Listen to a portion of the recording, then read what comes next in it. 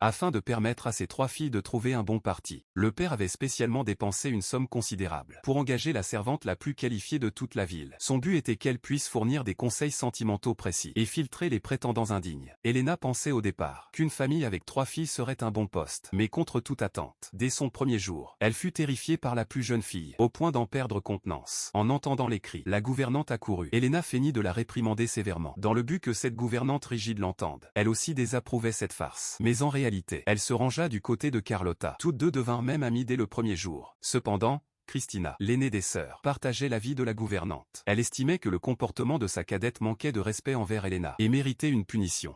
Mais Sarah, la deuxième sœur, avait un avis différent. Elle est encore jeune, et elle n'a rien fait de vraiment grave. Inutile d'en faire tout un plat. Elena, pourtant directement concernée, n'eut même pas le temps de s'exprimer que les deux sœurs s'étaient déjà engagées dans une vive dispute. L'ignorant complètement. Le soir venu, Elena se tourna et se retourna dans son lit, incapable de dormir. Dès son premier jour, elle avait compris que ce travail ne serait en aucun cas simple. Mais un nouveau problème, encore plus épineux, survint. Alors qu'elle comptait les moutons pour s'endormir, un bruit de sabots résonna soudain dans la cour. Elle tira le rideau et regarda par la fenêtre. Effectivement, une calèche était arrêtée dans le jardin.